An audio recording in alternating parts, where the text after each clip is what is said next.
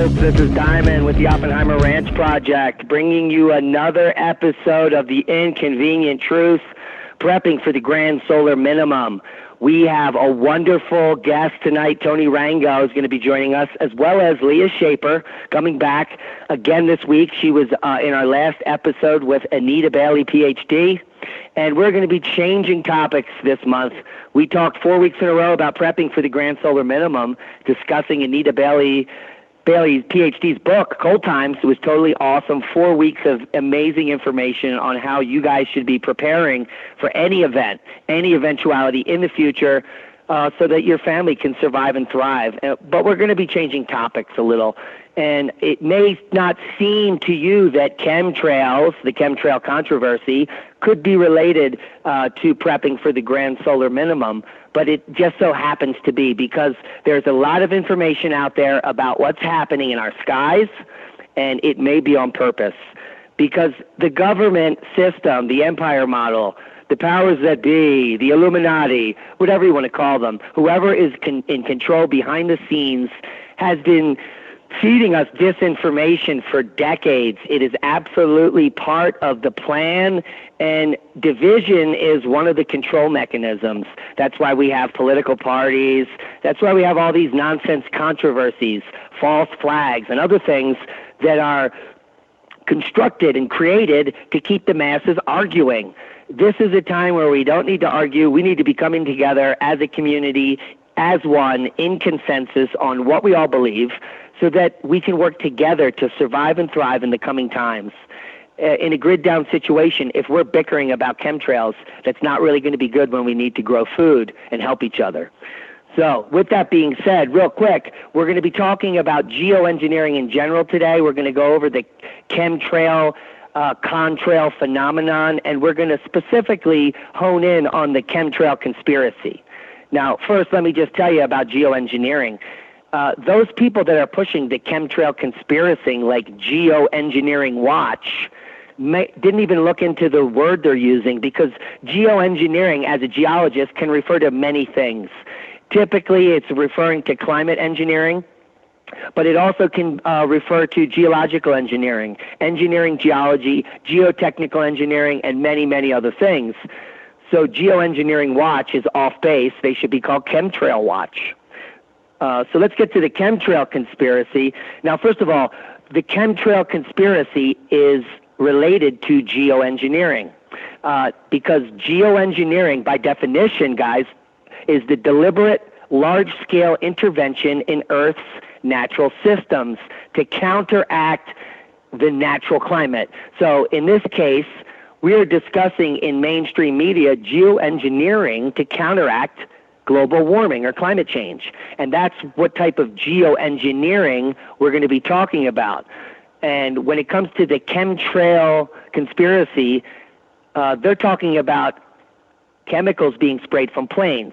There are certain types of geoengineering that can counteract climate change that comes from planes.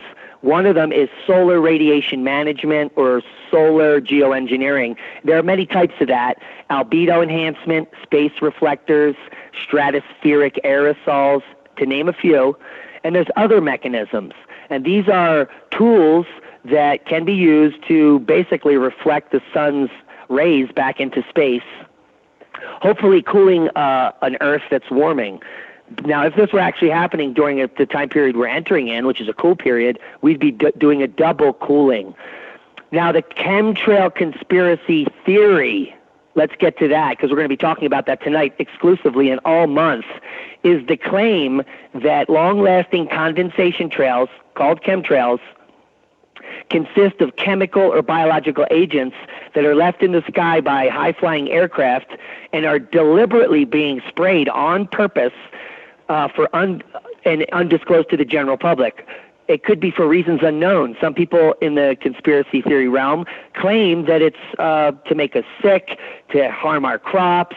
Some people think it's to stop global warming. Some people think it's to accelerate global warming. The theories are on and on and on. But the chemtrail conspiracy theory is basically claiming that all the contrails you see in the sky, which are ever increasing, are chemicals being sprayed on purpose from those aircraft to deliberately harm you or change the climate, one or the other. Now, that being said, there's the background, and I'm sorry I was a little bloviating there. Let's get right into the conversation and introduce our guests. On the right, we have Tony Rango. And now, I don't have a bio for Tony, but what I can tell you guys listening is Tony Rango is a regular guest on Fly on the Wall, which is, I believe, a weekly podcast for those of you that subscribe to the Suspicious Observer's website. But I'm going to let Tony Rango fill you in on the rest of the reason why I asked him to talk to you, and maybe a little background on why he got researched on the Chemtrail Conspiracy Theory and why I asked him to be on the show. Tony, are you there? Yes, I am. Thanks for having me on. Awesome. Well, let me jump into the latter part first of what you'd said, and then we'll kind of maybe take it apart a little bit piece by piece on the former about sort of the chemtrail conspiracy movement. Myself, I started out working with the Fly on the Wall podcast about 3 or 4 years ago. I kind of entered through a program called Guns and Butter, which researches sort of the intersection of economics and politics, and got into 9/11 and false flags and all sorts of different conspiracy type issues over the years, and sort of got my foray into that. And so part of my background coming in was based on psychological operations and how psychological operations are used to influence, control, manipulate a variety of things, of public opinion, of culture, of people, and a variety of different aspects. And so that was kind of how I came into it. I started looking into sort of the chemtrail conspiracy because it was one of the ways I felt that I could, looking at the things that could harm me. And as I kind of entered into it, I was like, wow, they're spraying us to kill us. And that was sort of what I sort of started believing. I actually got to meet Dane a number of years ago when they aired the movie What in the World Are They Spraying? And some of his work I was exposed to.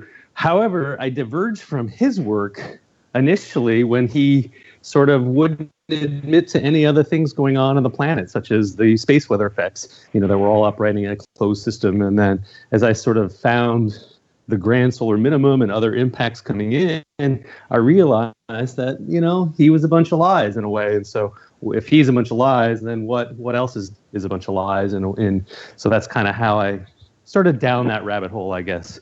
But starting with psychological operations was kind of the biggest aspect of that coming in.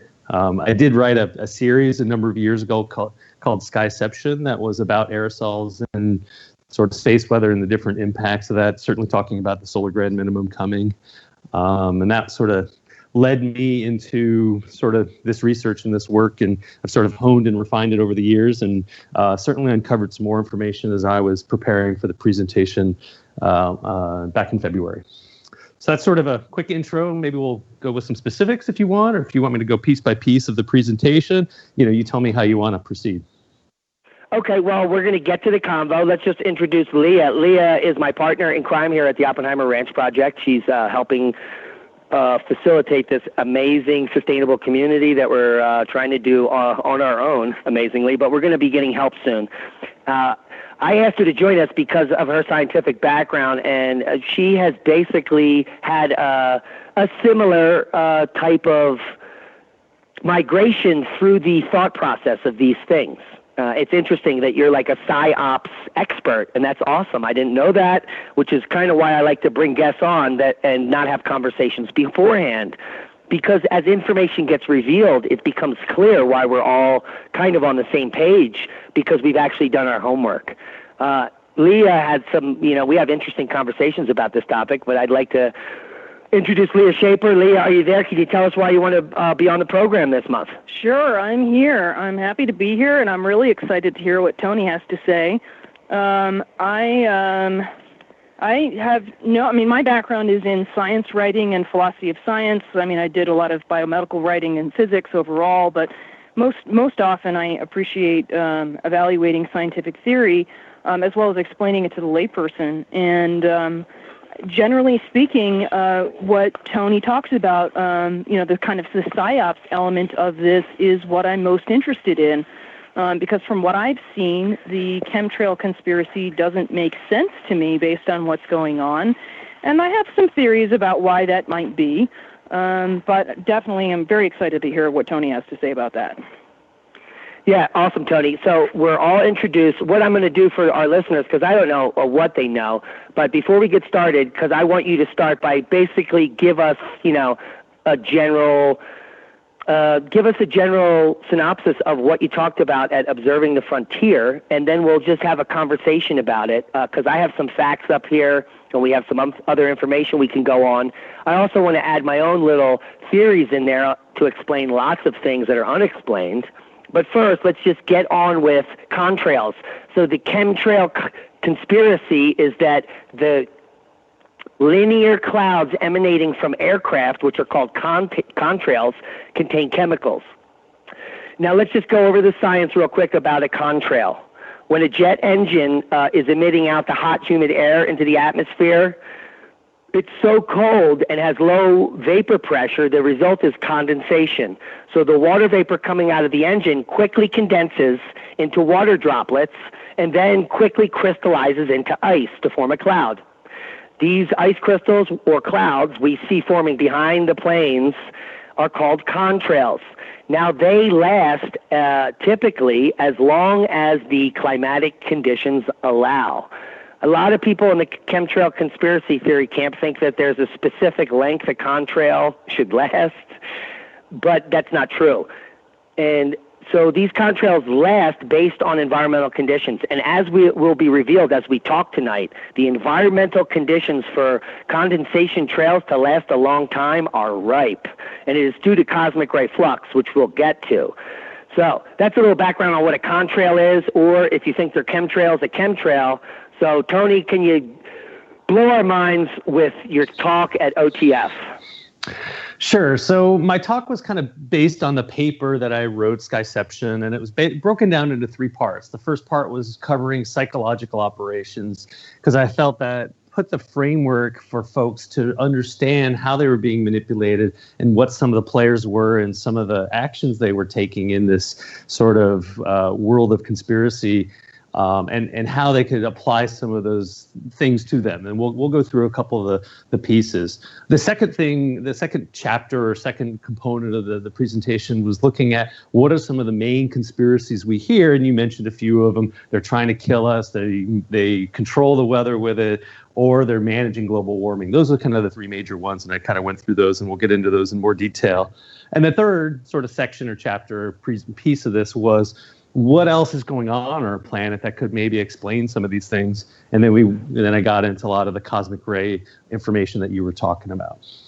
So that's kind of the three sections. We'll kind of maybe go piece by piece, and you can ask questions about each of them, and then we'll, sort of take it from there. Sounds good. Is that something? Okay. So psychological operations. So, I went through, some of the ones you look up on Wikipedia, and you can see the different psyops that have been out there. There's COINTELPRO and some of the historical ones we all know about. But the ones that you don't always hear about are some of the less well-known ones. Obviously, we have manufactured dissent, but we all consent, but we also have manufactured dissent. Noam Chomsky wrote about manufactured consent, but when you see the dissent side of things, then you can see how that we're always given, like you said, those two opposing or those two only views. You either are left or right, Republican or Democrat, or for global warming or climate denier. You're never allowed anything in between, right? There's no third, middle ground, as Ben likes to say, I want to stand in the middle of the aisle, not on either side. And so, those are the different ways that we're sort of put into those boxes. But some of the lesser known ones that people aren't familiar with is something called a limited hangout. And a limited hangout was coined back in the Nixon days of basically a striptease of information to distract from other issues, or to, if you're on the verge of getting discovered, you can put something out there to someone to take the bait and distract from larger issues. So limited hangout was well known for someone like Daniel Ellsberg releasing the Pentagon Papers, right? What they didn't disclose was his role in the Phoenix program and the CIA and their role in the Vietnam War. It all was blamed on the Marines and the Army and, the bad military that did everything, not some of those other issues that we see. So that's, sort of how I sort of came into it, was presenting that HAARP was considered a limited hangout, meaning that HAARP was being blamed for everything at the time. A number of years ago, that it was blamed for working with the chemtrails to manipulate the weather and do all these things. Even when we had folks like Jesse Ventura doing, shows and movies on it, and a book by Nick Begich back in the 90s about HAARP and all these things. So one of the things with a limited hangout is you see that they're the sort of the darling of the media, right? They get all this fame and presence or presentation amongst people, just like Ellsberg did with the Pentagon Papers. You can see that very similar with HAARP and other things. So as we kind of go through the different, psychological operation aspects, we can see how this might apply to the chemtrail conspiracy movement. The one that we don't often hear about as well is someone called a gatekeeper. And someone like Noam Chomsky or Amy Goodman are classic gatekeepers. Obviously Noam Chomsky being back in the JFK assassination days, and even coming up to 9/11. Who cares about really who did 9/11? It doesn't really matter. Noam Chomsky or Amy Goodman, covering for, operating under left cover, but pushing for war and other things. So these folks act as gatekeepers, don't allow information coming through. And when we start to apply that to the chemtrail movement, you can see how Dane Wigington and Geoengineering Watch operates just like a gatekeeper, looking for all those lost souls who've looked up and think something's not right. They go online and they find Dane, and it validates the global warming is still happening, and that's why they're spraying, is to, manage the global warming and do those kind of things. There's a quick side note. I want to just come in here. If you Google Dane Wigington, the information is all positive. It's almost hard to find anti-Dane Wigington when you Google him. If you Google geoengineering, just the word, he comes up second. Geoengineering Watch. Second, not 85th. It's right. The second thing. Darling of the media. Yeah. No, I was gonna let you break in and stuff. So that was sort of the first section, as I kind of went through all the different ways we're being manipulated and the ones we don't even know about, and then say, okay, now let's apply this to this movement and where we see those similarities. And again, we can pull out HAARP, we can pull out Geoengineering Watch, we can pull out any number of these other players in there and say that they're not being honest. Not at all. And the HAARP thing, I love how that's like the number one response for how I blocked everyone on my YouTube channel as it started blowing up. The people that think that HAARP is responsible for everything, they're steering the storms, like there's some guy in a dark cave he's got this video game and there's like a steering wheel and he's moving the hurricane around and he's killing his Aunt Mary. It's totally insane. Leah, do you want to throw in your 2 cents on the PSYOPs?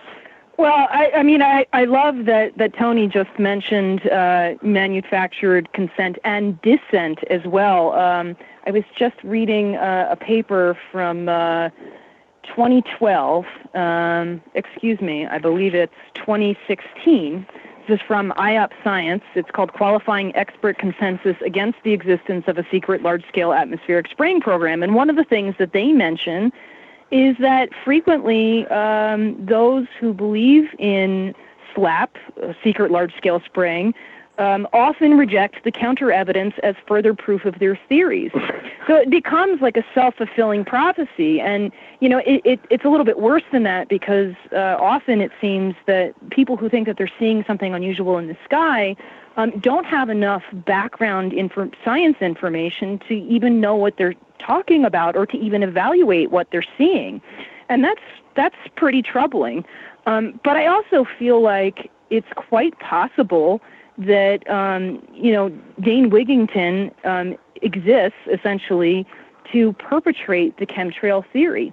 I kind of feel like, there's so many quote-unquote conspiracy theories out there, and some of them are really conspiracies and some of them are not. Some of them are true and some of them are false. You need some background to be able to evaluate that effectively.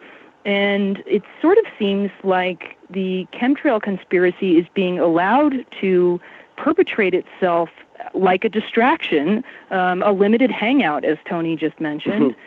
Because in essence, what it does, by allowing that to continue and allowing a lot of people to believe something that may be completely false and inaccurate, it basically paints everybody who believes in a conspiracy theory, quote unquote, like, let's say, grand solar minimum, to look completely crazy. So I sort of feel like that is by design. It's a way of controlling information and saying, here's the section of the population that are totally nuts and bonkers and nothing that they say could be correct, and here's the real consensus science, which, as we've seen with things like global warming, consensus, when they say consensus, it doesn't mean anything. So I don't know, and that's just a theory, that there really is a purpose to allowing this to continue.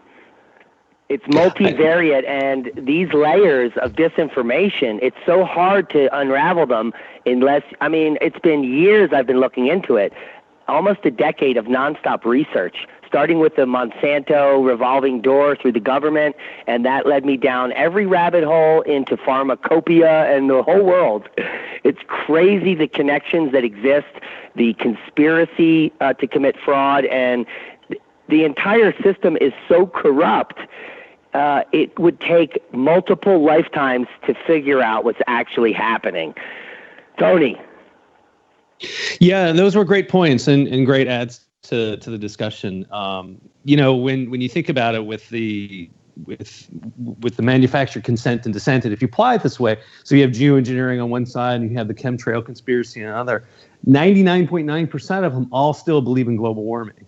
They're still all in that camp for the most part. And it keeps them in that camp, right? And that's, I think, part of the goal there, because again, you know, if you take my talk and my paper to the fullest, you know, the real truth out there is quite frightening about magnetic reversals and solar grand minimums and any other kind of major changes coming our way. And even if it's just a solar grand minimum, that's frightening enough for anybody who thinks they rule this planet because of what happened the last time this occurred 400 years ago, and what happened with the population when 90+% of the people were farmers and, you know, growing their own food. So it's a very, very different environment we're living in. And so I think anything they can do to keep that sort of, you know, ball in the air, they'll take those actions. There may be a further objective in there as well, which is, you know, if we continue to perpetrate the global warming theory and then we allow the chemtrails conspiracy to continue, well, then at a certain point, if people believe that our atmosphere and our stratosphere is being sprayed to mitigate global warming, well, then that means that when we actually enter global cooling, which we already have, then the powers that be can claim that they are responsible for cooling the planet. And in my mind, that says, yes, you can still depend on us, you know, and it keeps people in a state of dependence, of being continually looking to the powers that be to fix their needs, when in reality, you know, every kind of environmental regulation or pharmaceutical regulation or medical regulation or whatever it is, in truth, doesn't actually have the best interests of the public as a whole at heart. But this, you know, this is one way to have people continue to believe that they do have our interests at heart. Right. Great point. Right. You know, we've been spraying the skies. You know, surprise, we didn't tell you we've been doing it. It wasn't just testing. and hey, we solved the problem. It's gotten cooler and look how great we are. Right. I mean, it's very easy for them to kind of roll that out in that time frame. And then, yeah, our science was wrong about ice and stuff like that. Whoops. But hey, we've solved the problem for you. Exactly. Well, where do you want to go with this, Tony? Well, okay, now that we've kind of covered some psychological operations, let's get into some of the main theories, and you mentioned them, right? So one is they're trying to kill us, and that's sort of the big one that people scream about, that they're doing everything they can to kill us and things and such. So in my presentation and in my paper, I went through a number of different ways that the government has actually killed us, you know, killed they people. They tried to, but look, if we're, Tony, if we're the sheep, doesn't the Illuminati want to keep us alive to suck the wealth out of us? Well, I meant experimentation that's gone on. So we can look at the Tuskegee experiments, or we can look at St. Louis and the spraying of radiation upon the residents back in the 50s. That's kind of what I meant. I said if they wanted to do it, they've been doing it. They didn't need a covert or, you know, obvious aerosol program to do that, because they've had numerous ways of doing it over the last, you know, 30, 40, 50, 60 years, whatever you want to look at, of that kind of experimentation that's gone on by our government on its citizens, you know, in a variety of ways. What about the mandated vaccines That would be the number one way they could squirt whatever they want inside of you. That's correct. And I think that's a whole different conversation that I've spent thousands of hours on in my life of researching and actually uprooted my life to move because of the mandated vaccines and SB 277 in California. But we can get into that conversation at another time. Again, I don't think they would do those, they're not doing vaccines to kill us. However, a weakened, sick population, benefits the pharmaceutical industry by being a customer for life. Certainly, if you have autism and, you're looking at $1 million to raise your child with that condition, or, if something does occur and you ended up dying, it's, well, whoops, wasn't our problem. You just were sick. Sorry. And so, that again, the theory that they're going to do a multi-billion-dollar program just to kill us doesn't quite make sense, if they're going to be doing that. And certainly if they were going to do that, they don't need to show obvious lines in the sky to be going through that process of doing that. So one of the things I pointed out before getting into, the different reasons is the issue of intentionality. And we talked a little bit before coming on about intentionality. So if they were going to, like I said, want to kill us, the intention is there to do that, but they don't need to do obvious lines in the sky. So if they're spraying us intentionally, they're doing those lines for a reason. So what is that reason we need to explore? But again, it's not to kill us for that reason, because, when you look at intentionality, it's a very significant thing. And if you see my presentation, I put up an image of Air Force pilots showing how they could do lines in the sky intentionally, and they made a giant penis. So there are ways of doing those things without, again, putting lines in the skies or not, or an intentional act. And so I think that's critical to kind of consider when we're talking about, what they're doing with the lines in the sky. Right. So I think this was, they describe the chemtrails as a covert spraying operation. Why would a covert spraying operation leave tens of thousands of condensation trails for everyone to see? Right. That would be like, excellent point. The first thing we don't want to do. Additionally, if you really want to kill everybody, spraying aerosols in the sky is probably far more expensive and difficult than some other method that you might choose. Let's say vaccination. 3 drops in the water. Public water supply. Right. Yeah. There's much easier ways to do this.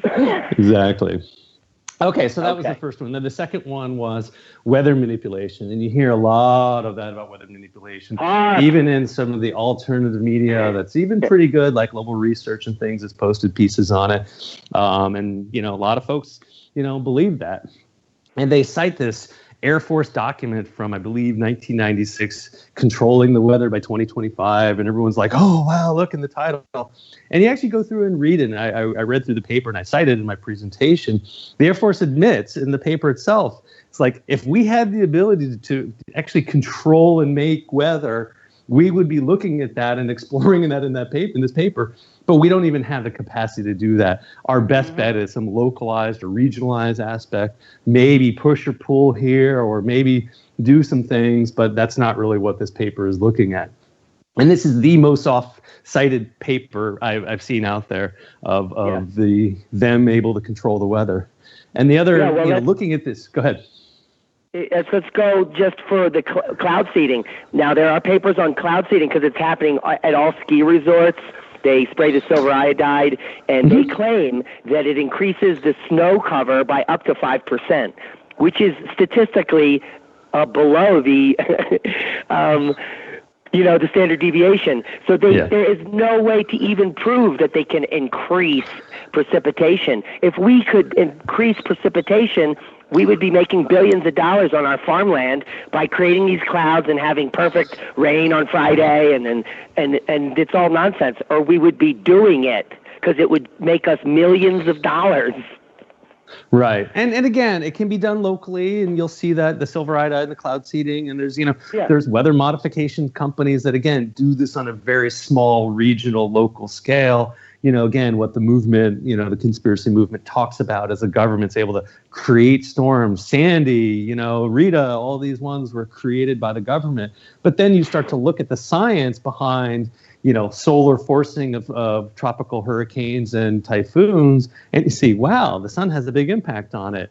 We can see that every time the sun does something, or there's different things coming from the sun, that you see these storms ramp up or get created, or you see these large-scale events happen, whereas you don't see it without the sun. So it's, we can get to correlation, certainly, maybe causation we're working on, and there's certainly been a number of papers coming out on that, but we certainly haven't seen it without the sun. And people saying, well, the government can do it. Well, if they can do it, how come they can't do it without the sun? So maybe they can leverage the sun, right? Maybe they can amplify some things. Maybe they know there's more earthquake potentials happening and they can trigger something somewhere possibly. But to just go ahead and outright create these kind of things from cloth is just not possible. It's not feasible. And they even admitted themselves that they couldn't do that. So we should, I think, take their word on that they just don't have that ability to do it.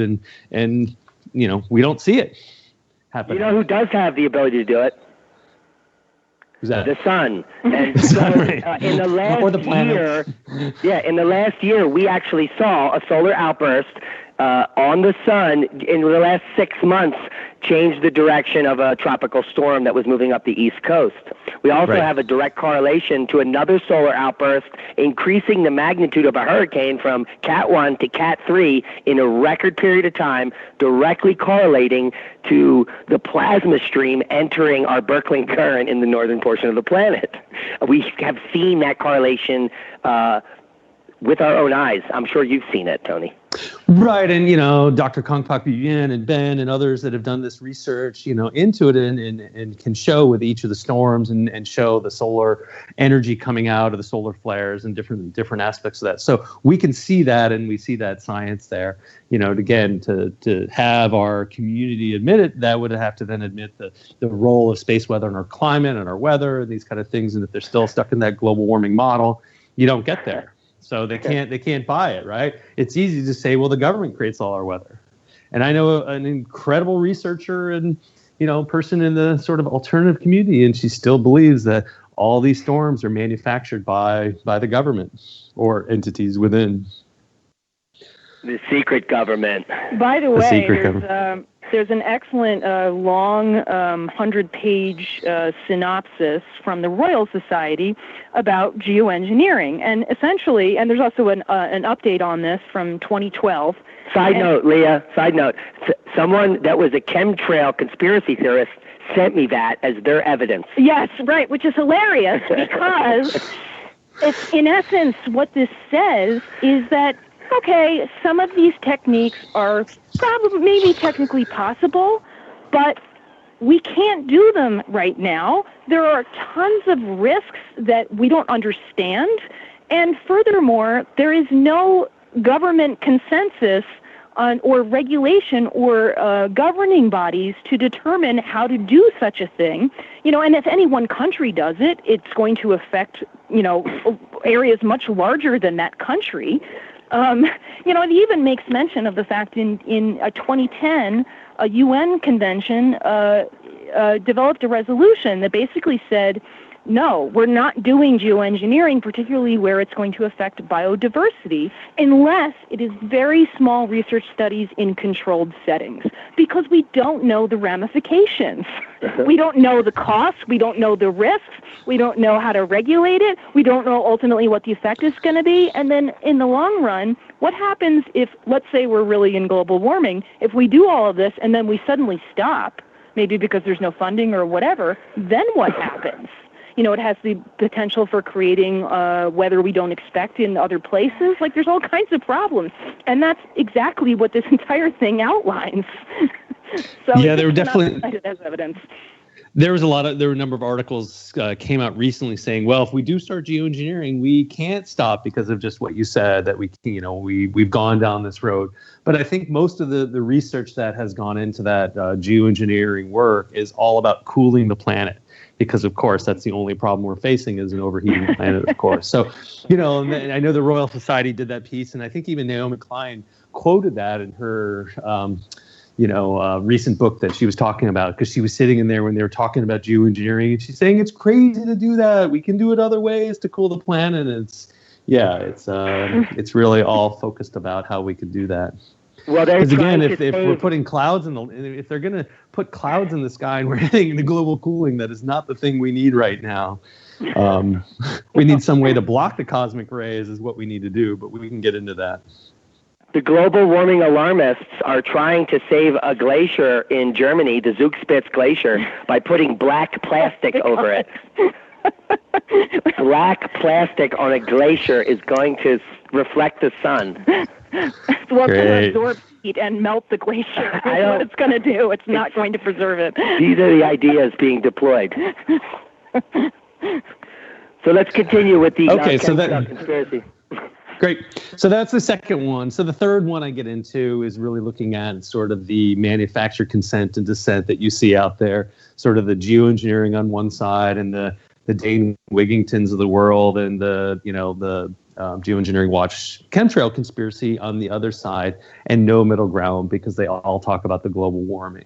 And, referring back to saying, okay, if we look at what a limited hangout or a gatekeeper is, obviously a little bit different, but, Dane operates more as a gatekeeper because he brings people in. And if you talk about space weather on his comments, he won't post it, or he shuts you down. He actually attacked Ben a number of years ago. He went after Michael Murphy because they diverged about certain views after the first two movies that they did, and he attacked him. So it's sort of that response of attack those who bring forth, possibly alternative information that doesn't fit with the model you're purporting. Are you talking about the truth? Right, the truth. Yeah, exactly. So you get into a little bit of that, and it gets uncomfortable, and so it's not allowed, and so you really allowed this sort of two-system paradigm, right? This sort of Gnostic binary of one side or the other, and the others, there's no third side allowed to have that conversation.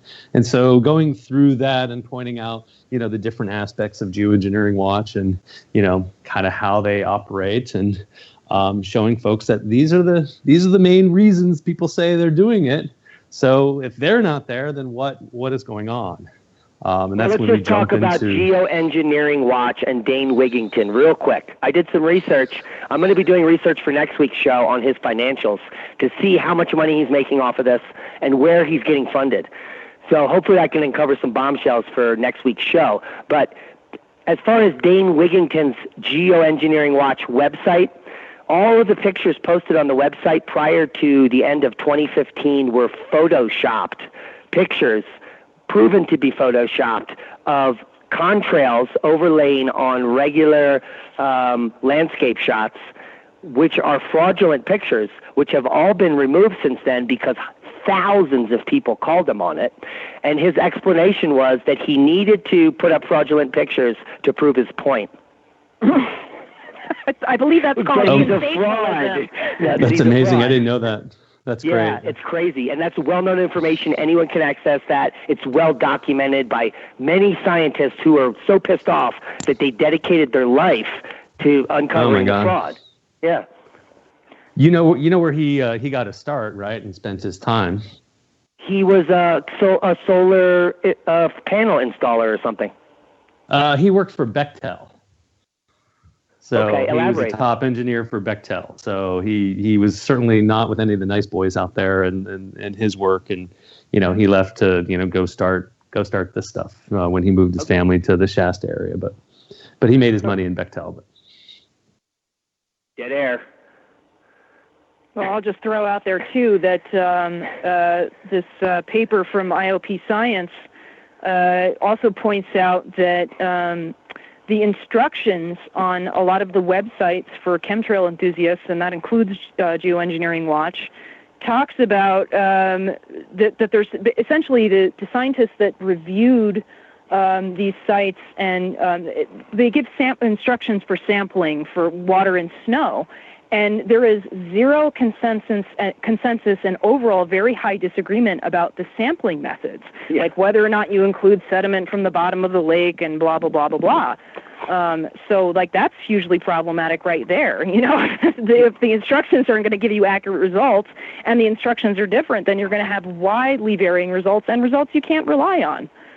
Yeah, so if you actually cared about the legitimacy of your chemtrail conspiracy, you would do 5 seconds worth of research and figure out how to take a pristine sample to do a scientific analysis to get a true result. Mm-hmm. And all of the groups responsible for perpetrating the chemtrail conspiracy lie recommend techniques which are fallible, and all of them include false readings of metals that they suggest you use to actually stir the products and other things. It's totally insane and nonsense. But I have many other explanations for the increased heavy metals and other things that are found in the samples themselves, which have nothing to do with chemtrails, but could have to do with contrails and planes and cosmic ray increase. Tony? Yeah, great points. Thank you for bringing that in about the aluminum or the heavy metals that are claimed to be found in the soil samples. Mm-hmm. So that kind of gets us through the sort of the first two sections or chapters. The next we get into, all right, if it's not that, what the hell is going on in our skies? And, if people claim that our skies are different than they were 20 years ago or 30 years ago, they are absolutely right. Our skies are very different than they were 30 years ago.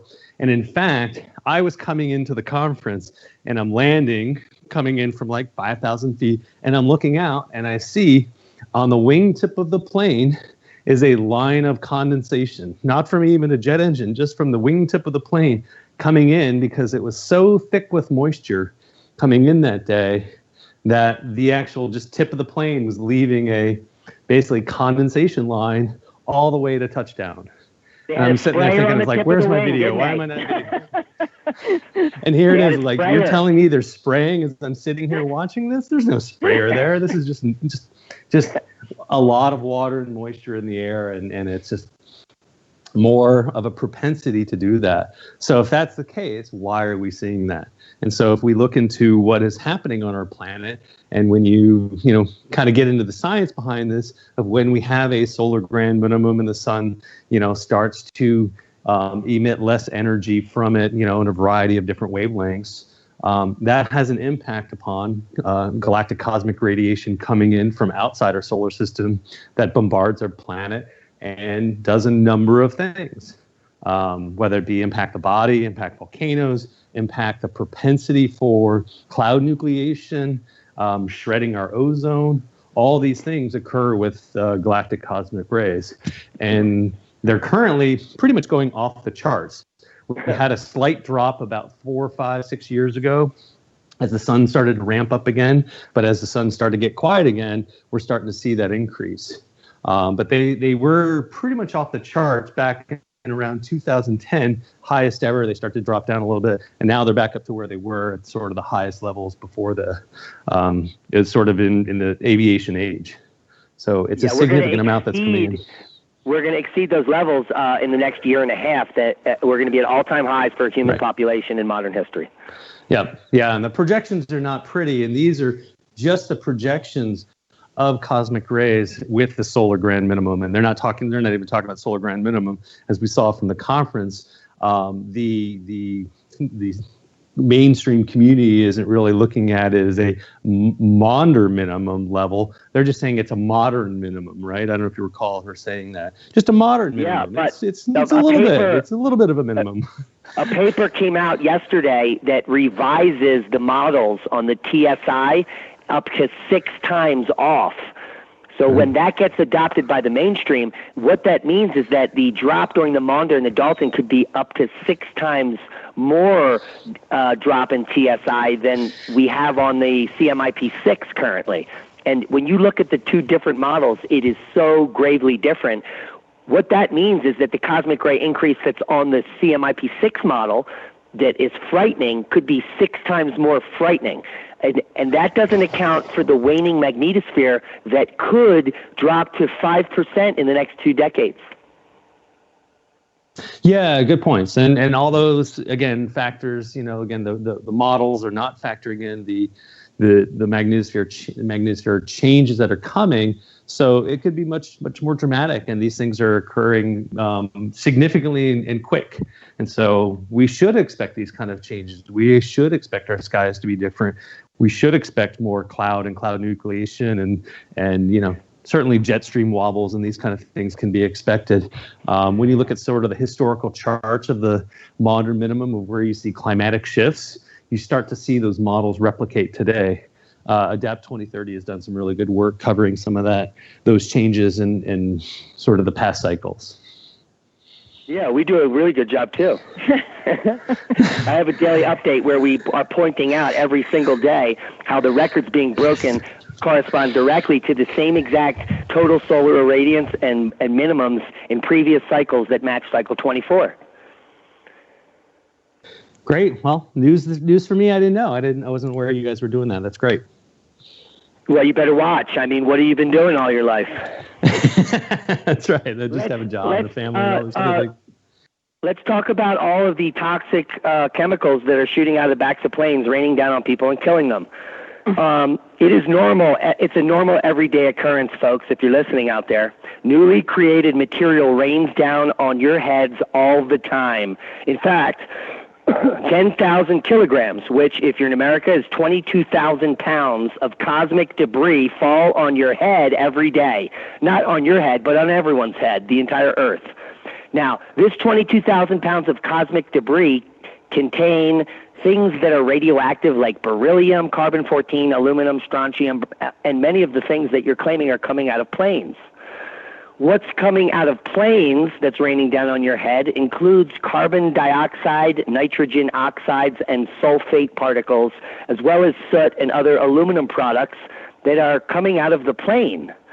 So all these things that are not covertly put in the sky are raining down on epic rates on the Earth every year. And as we enter these grand minimas, specifically magnetic reversals during grand minimas, the rate of these debris can increase tenfold. There are numerous papers in the mainstream where you can find this information out. What that means is that there then goes from 220,000 pounds of cosmic material falling out of the sky to 1 million or more, which would be showing up in the soil and water samples collected by chemtrail enthusiasts. So there's some facts for you. Tony, you want to continue? Yeah, that's great. Great information. I mean, we can continue on with the cosmic ray, discussion, but that was kind of the essential aspects of my paper or the presentation, but really went into what we can expect, with a coming grand minimum.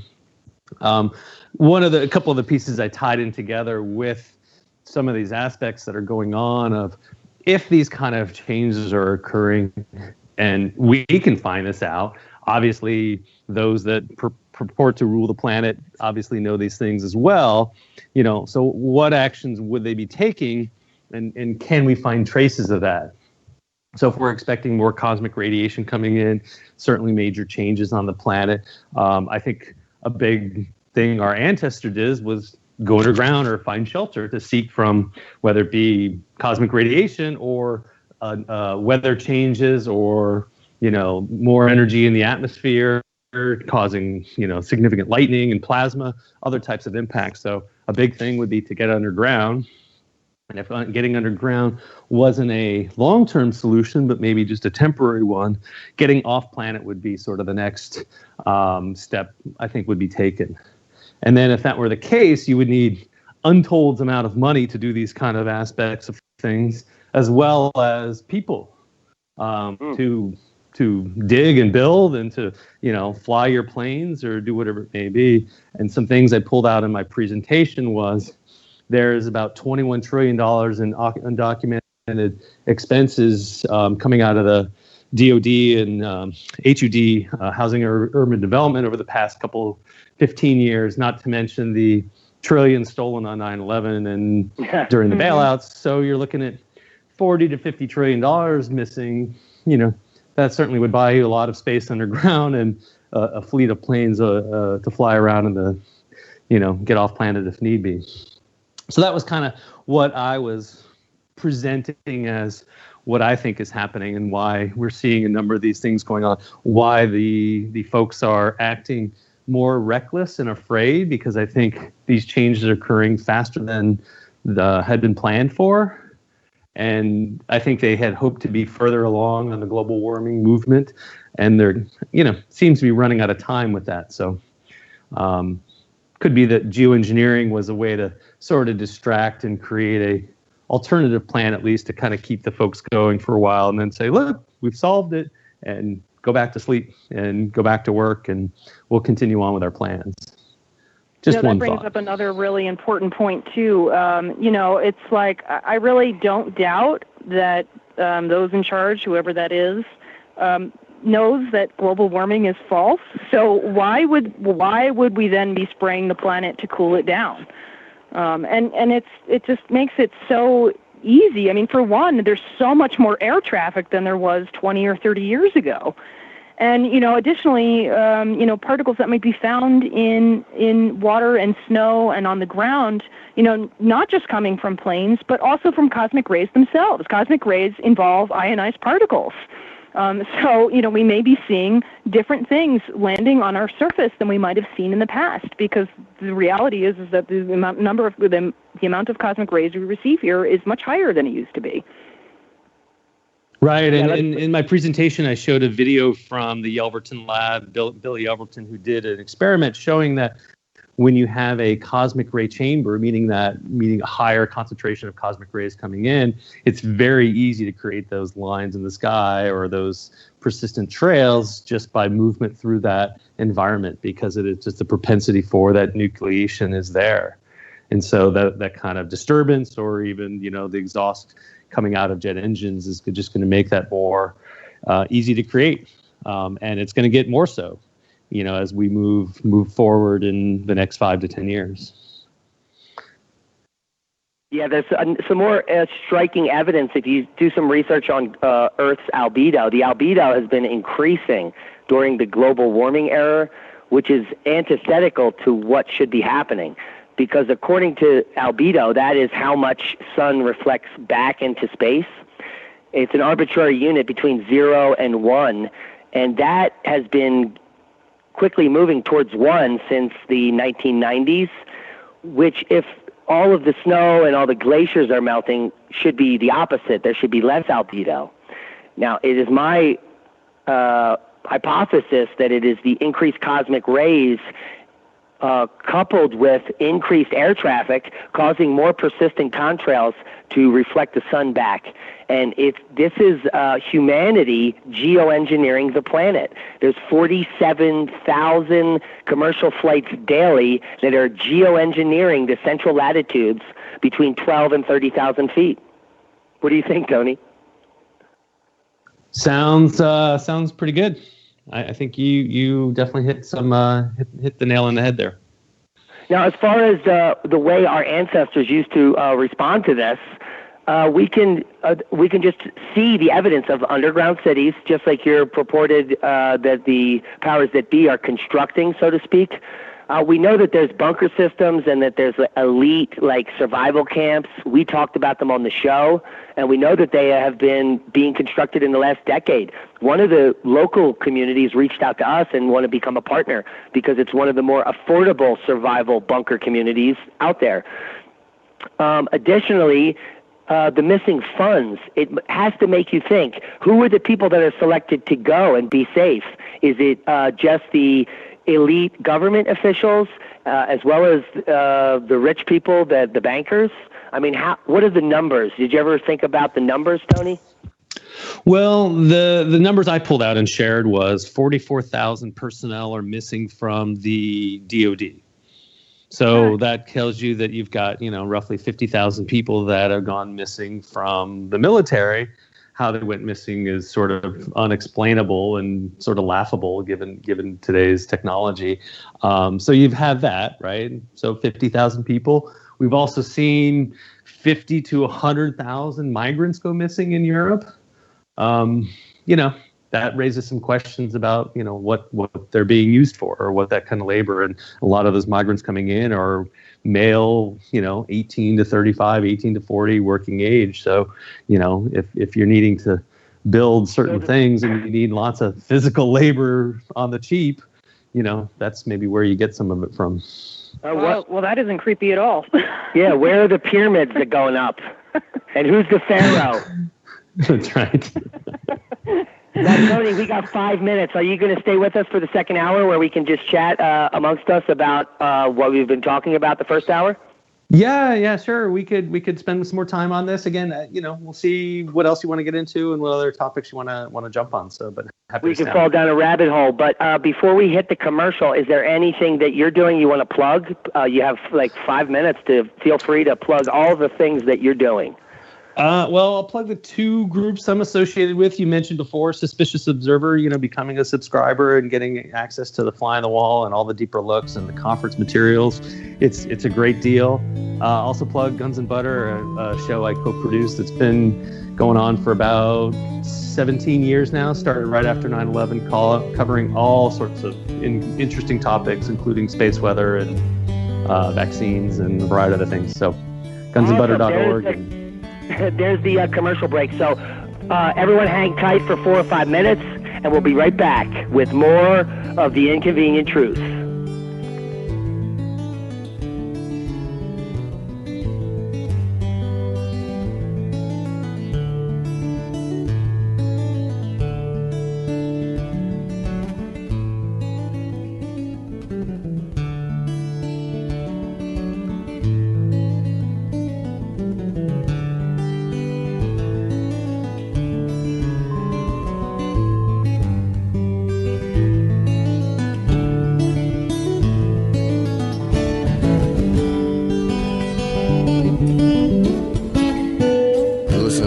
Radio at freedomslips.com, and we'll be right back after this message.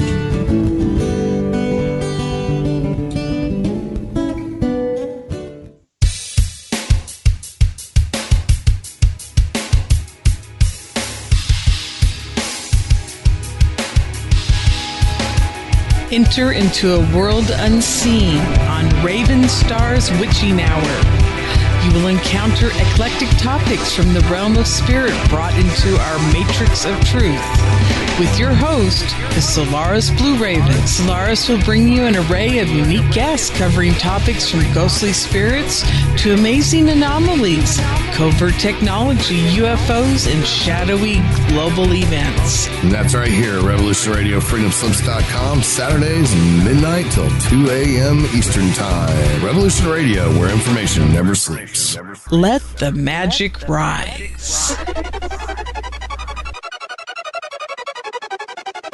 Join me weekdays for my new show, Tell Chris Joe. It's going to be a problem show brought to you live from Kensington. Thursdays, I'm dealing with hot topics, heated debate, what's new around the world, and ring-ins to discuss listeners' problems and offering considered and heartfelt solutions. So join me, Chris Hart, for Tell Chris Joe. Stop what you're doing, grab a cup of tea. I'm coming live from Kensington. Relax. Let me entertain you with a coffee bar online. Listeners' very personal problems. So that's Thursdays, 2 p.m. in the afternoon, Revolution Radio, freedomslips.com. See you there. It's going to be lots of fun.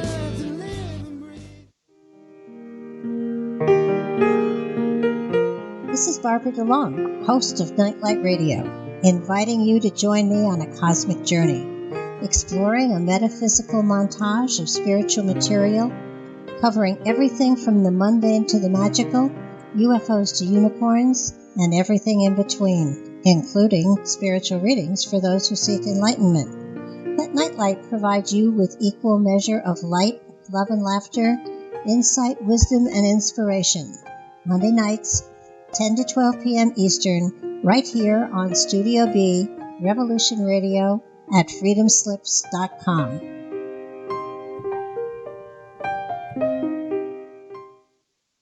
The opinions expressed on this radio station, its programs, and its website by the hosts, guests, and call-in listeners or chatters are solely the opinions of the original source who expressed them. They do not necessarily represent the opinions of Revolution Radio and freedomslips.com, its staff, or affiliates.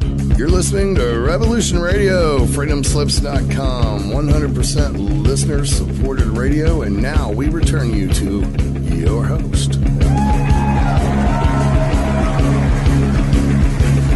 Welcome back, everybody, for the second hour of The Inconvenient Truth, prepping for the grand solar minimum. Thank you for coming back and listening on the journey. the Chemtrail Conspiracy with Tony Rango, my partner Leah Shaper. We just basically in the last hour picked apart all the science, consensus and not, and both angles. So I hope that maybe some of you out there have got some new insights into the topic, and maybe some of you are more resilient than ever in believing that there is a covert spraying operation. That's on you.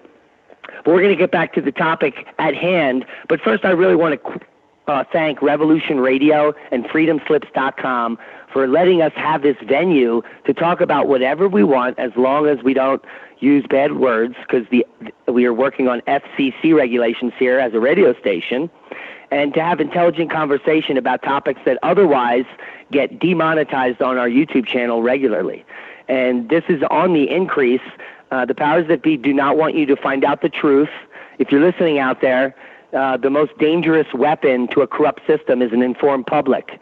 So continue to get informed. That's the most important thing you can do moving forward, because as this cosmic ray flux increases and as the chemtrails spread across the earth, coming out of planes in the form of contrails, there are going to be adverse effects on the earth. And one of our previous guests, Robert Felix, talked about how magnetic excursions and cosmic ray flux cause mass extinctions. And it's interesting. I was invited to talk on a new podcast by Nine Risset, or Todd Kleckner, who is a suspicious observer. And the topics we started on the first podcast had to do with the times that we're going into. So it's not just a grand solar minimum, a time when the sun is shutting off and allowing more cosmic rays in. The Earth's magnetosphere simultaneously, in an unrelated event, is flipping and is weakening at a record rate. A lot of people are confused and think that they're related, but they just happen to be happening at the same time. Now, on geologic timescales of cycles, the magnetic reversal was predicted because it happens every 11,500 years at the middle of a cycle, in recent history anyway. So these are the facts that we know and the information we're working on. And I want to get back to the cosmic ray discussion with our guests and maybe talk about some of the knowledge that we have on what may happen in the future in the coming decades. What type of is there any mitigation? Is there a way to make us safe? What can we expect? Tony, do you have any insights onto those topics? Oh, it's great that you brought Robert Felix up and on your show. I had no idea you did that. He was someone I had read early on and helped me formulate some of my theories about, the intersection of aerosols and what's going on with our planet. But he brings out some really important points in his books about the role of cosmic rays, and one is that on evolution and causing evolutionary leaps, and that's the title of the second book, Magnetic Reversals and Evolutionary Leaps, of what cosmic rays actually impact. And so what he writes, have you read his books, by the way? Yes, I have signed copies. You do? Oh, signed copies. Oh, aren't you not good? So what he talks about is that when we get bombarded with this cosmic radiation that comes into the planet, it comes into our systems, right? It hits our bodies. In my presentation, I showed how it could reach depths of, number of kilometers below the water to impact volcanoes, which it does. Cosmic radiation gets in there and affects volcanoes and causes them to erupt. So we can see underwater volcanoes erupting, as well as terrestrial volcanoes erupting. Underwater volcanoes are going to dump an incredible amount of moisture into our skies. So it's going to have a significant impact upon volcanism. And as we know, volcanoes have a cooling effect. Anytime a volcano erupts, it emits sulfites. That's extra. Some of the theory behind geoengineering is right. Put out those sulfur particles and create cloud cover and, cool the planet down just like the volcanoes did of past. So when we have this increase in cosmic radiation that's coming in, we're going to see these effects upon our bodies, upon the life on planet, as well as other aspects such as volcanoes and things that are going to have increases. And I've charted this out and shown that we can see over time that volcanism is increasing as our magnetosphere has been declining over the past 400 years. So we can expect these kind of increases to occur even more dramatically.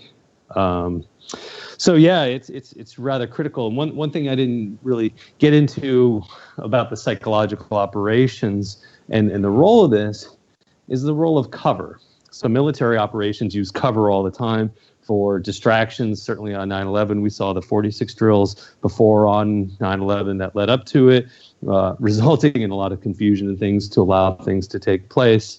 So if we think about these lines in the sky that are occurring maybe naturally, it wouldn't be hard to imagine that if they were implementing a truly covert aerosol program, they could do it under the cover of these natural changes, which they wouldn't have to ever explain. So if there is any kind of spraying, and to throw those folks a bone out there who really can't just never get past that there may not be any government spraying, if there is any spraying, it's doing so under the cover of these natural changes. And what those spraying for cover, undercover might be doing, we can talk about some of those things, but that would be my supposition, is that, any sort of, program is truly covert, operating under this, cover of real things going on. Yeah, I would say that that's a boom. And what I think is that what they're able to do, because I think that there may be a government spraying program in the stratosphere. That would be the only program that would make sense. There has been stratospheric spraying operations and or experiments by the military for over 70 years. Now, what would they be spraying in the stratosphere? Well, this covert operation that the military knows about is called space weather. We know that the military knows about space weather. That's called NOAA and NASA, all controlled militarily. And so I believe that if they're spraying in the stratosphere, this is really high. It's very difficult to see planes that are up at 50,000 feet, which would be spraying cosmic ray mitigation particles. These are particles, hopefully, that the cosmic rays would hit, preventing a number of them from reaching the surface and accelerating what is naturally occurring. So I think that there may be a high stratospheric spraying operation, but you can't see up there, and it's the contrails below are the added cover, as well as the disinformation specialists, which you call the gatekeepers, like Dane Wigington. Right. So instead of solar radiation management, I purported in my paper and certainly at the conference, is that I didn't say at the conference, but it could be cosmic radiation management. Right. It's a little bit different of approach and maybe different applications, but that certainly is one possibility. The other possibility is there could be some attempt to mitigate the impact of the shredding of our ozone. When the ozone gets shredded, it allows in a lot more radiation, creating burns and a variety of things. It's very bad for the people and the inhabitants of this planet to not have an ozone. So there could be some attempt to mitigate that. But that would be a limited regional basis, because it changes, it shifts. It's not planetary, the shredding of this ozone, because the weakening points where cosmic ray comes in, it doesn't come in evenly across the planet. So there could be some smaller limited program, but again, operating under that cover. Yeah, go ahead, Leah. There may also be some motivation for mitigating cosmic rays. I mean, as we just talked about, the evolutionary leaps idea, which we briefly touched on, as well as, there's some pretty good evidence that increased cosmic rays may lead to psychological instability as well. So if you really want to keep control of your population, which, is going to be difficult with a differing climate and crop losses and all of that, there may be a real reason to do that. Certainly, right. There's definitely going to be all sorts of different impacts that we can predict, and even those we cannot predict about what's coming. One thing Felix writes about that I really took away is that you notice in evolution, you haven't seen evolution in sharks in about 300 million years since they were sort of first discovered on the planet. His theory is there's no bone structure to get mutated. When cosmic rays come in, it comes in and lodges in the bones and mutates your bone structure. So you get these antlers and you get these horns and you get these weird growths out of bones, where sharks had no real impact because they're pretty much all cartilage. And so they were protected somewhat by the water, but cosmic rays, as I've shown, can get through the water, but they would be more or less prone to have that impact because of their lack of bones. And I have read a fair amount of theory on evolutionary biology, and we've been operating with the Darwinian notion that evolution is gradual and slow. But even Darwin noticed on Galapagos, in birds in particular, that evolution tends to happen in a kind of stair-step fashion. There's a change that happens very suddenly. And, this has been noticed and observed, but never have I ever read a satisfactory explanation for why this happens. I've heard things like, this may be due to the evolutionary impact of viruses. The problem with that is that if you have an individual organism that goes through a major genetic change, in producing an offspring that has a major genetic change, in order to keep that change in place, you need to find another organism that has the same genetic change. And that's kind of tough to do with viruses. But when you're talking about the impact of cosmic rays, which may affect our planet fairly uniformly, not fully uniformly, but it affects everything on Earth, if that then creates a major evolutionary change, all of a sudden, then you have a bunch of offspring that can actually reproduce with each other and perpetrate that change. So, the idea of cosmic rays affecting evolution in that way may provide a very good explanation for something that, in my opinion, has not been very well explained at all. I was just to say one last point on that is that even I don't know if you guys know Immanuel Velikovsky. He did a fair amount of writing back in the 50s, but his book Earth in Upheaval, he actually writes about. He calls it cataclysmic evolution based upon cosmic radiation, because he was not only disputing Newtonian physics but he was also disputing Darwin in a way in some of his theories. So no wonder he was so hated amongst the scientific community and the academic community, because he challenged pretty much religion, Darwin, and everything else rolled up in one. He challenged everything. Well, the fortunate thing is Velikovsky was right about 90% of everything he said, and we still need to get data on a lot of it. But a lot of the things he purported were true, and Einstein, I'm sure, regretted not supporting him earlier. But let's get back to Robert Felix. Einstein's sort of odd and untimely death, right? And what he was reading at the time. He had Velikovsky's book open when he, suddenly died. So, and he was planning to start to study some of his theories. There's a good book called I think it's Velikovsky Heresies, I want to say. I'll have to pull out the book, but talks about some of the sort of the latter aspects of Velikovsky. So the Robert Felix book intrigues me. Leah, you have to read it because it will really solidify a new idea on evolution. After I read the Felix book, Evolutionary Leaps, Magnetic Reversals, I then was turned on to the Ebner effect and then delved into that. Now, do you know about Guido Ebner, Tony? No, I'm not familiar. So Guido Ebner, about 40 years ago, started to expose seeds in the germination stage to a hydrostatic field. And what he was able to recreate was ancient species would spontaneously grow from the seeds that were just regular seeds. And he got ancient varieties of grasses and legumes and other vegetables that hadn't been on the earth for hundreds of years, simply by exposing modern seeds in an electrostatic current for the first 3 days of germination. Oh, that's fascinating.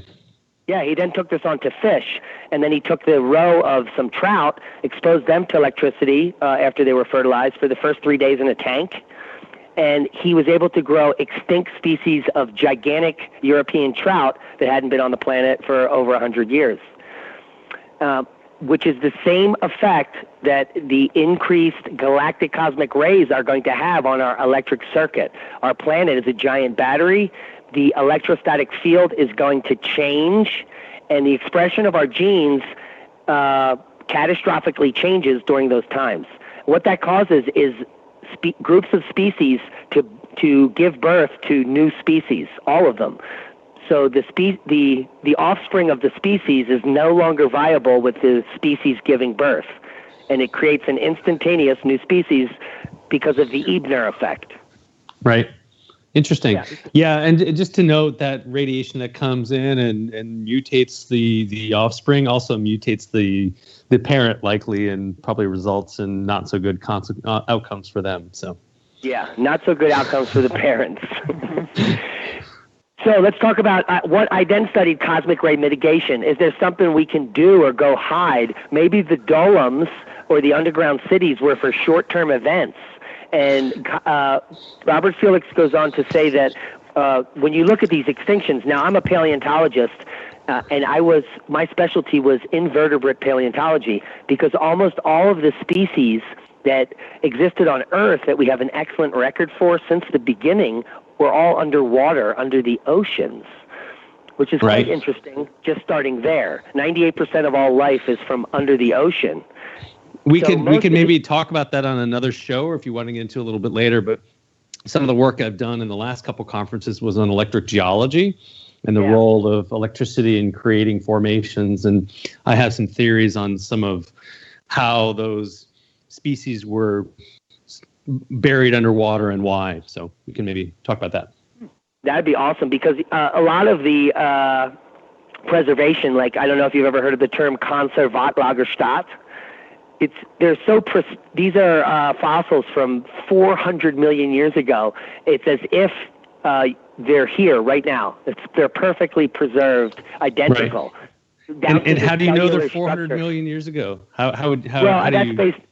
That's based on stratigraphic records. So if you were to put all of the sediments on top of each other, you would have millions of miles. Well, and that's based upon the theory that things only build in that way of sedimentation and, erosion are the only factors of mountain building and mountain destruction. I think if we factor in other aspects of that, we can look at maybe a shorter time stage on these kind of rock formations.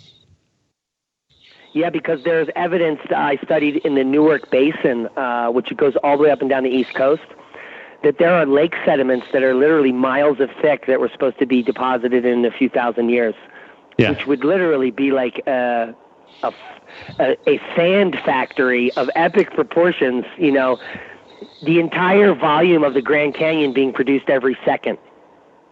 Well, but if Velikovsky was right and we passed through the tail of a comet or Venus or whatever it may have been and created this sort of, raining of the skies for days and days of material, you get your mountain building pretty quick that way.